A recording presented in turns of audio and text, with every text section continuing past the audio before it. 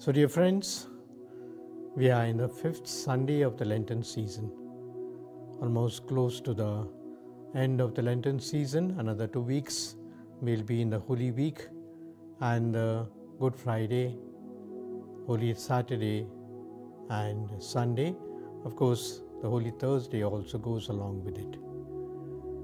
Let me first start with this message for this week. Once again, it's a beautiful message. You know, the readings of the Lenten season are just classic. Every one of them makes us realize, makes us meditate and perhaps inspire us with so lofty thoughts that I wish sometimes the Lenten season could have been prolonged a little more. But that's not necessary. Let me be a little short of the readings of today. We have 3 readings, as you know. The first one is from the book of Jeremiah. The second one is from the book of Hebrews. And the Gospel, of course, from the Gospel of John.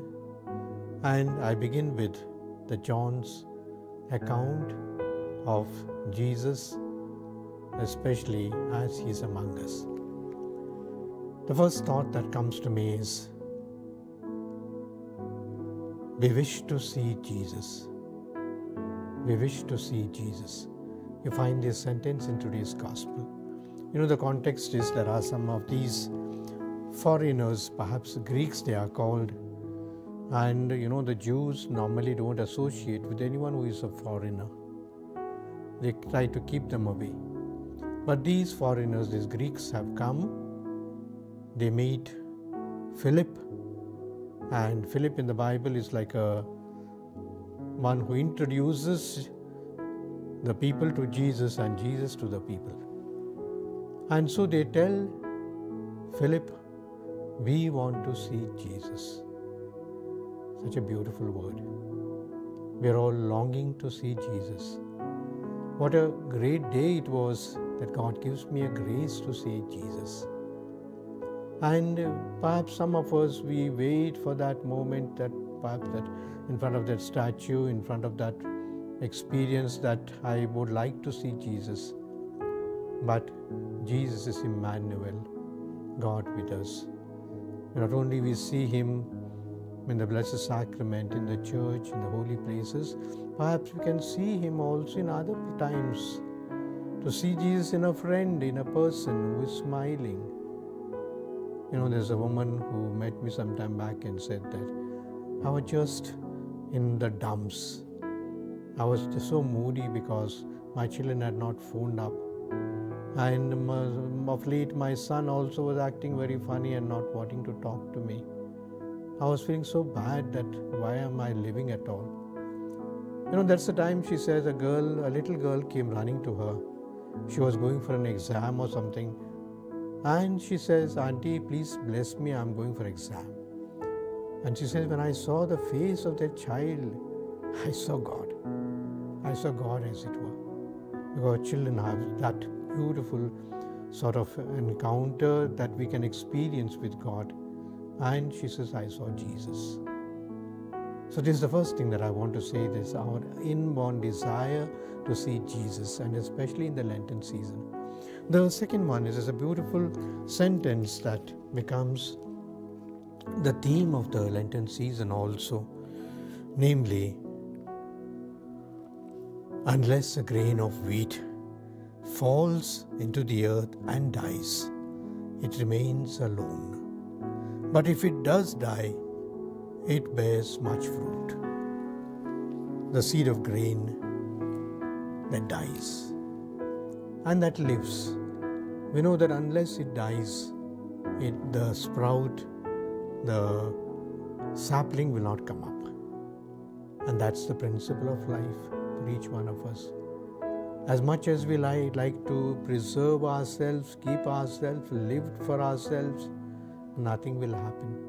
But when we lose ourselves, especially for the sake of others, for the good of others, not only good that we experience, but we also feel good, and the others are also benefited by our goodness.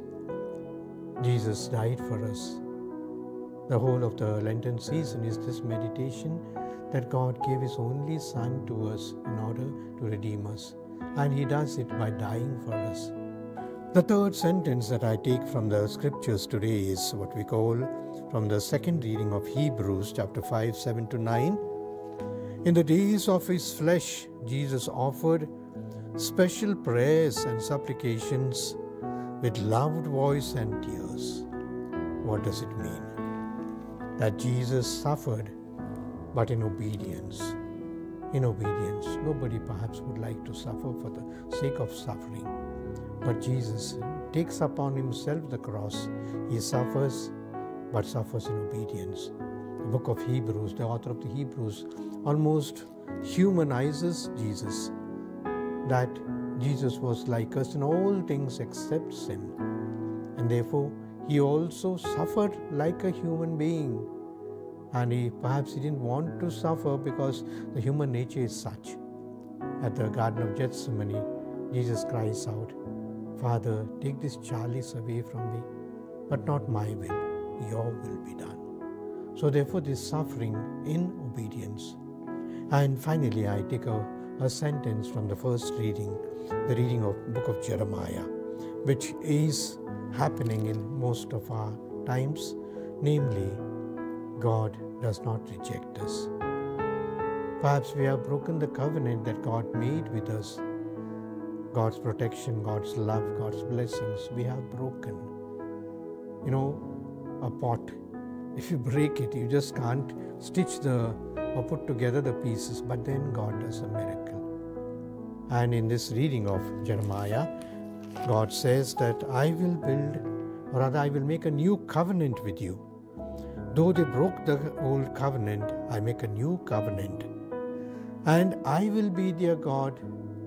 They will be my people. It's as good as God takes possession of the people and says that they are mine. Nobody can harm them. Nobody can do them. The reading of this weekday is one of the readings of a so beautiful one. Even if a mother forgets her suckling child, I will not forget you. Which mother will forget her suckling child? But even if it comes to that, I will not forget you. And therefore, I will put my law in their hearts, and I will write my law on their hearts.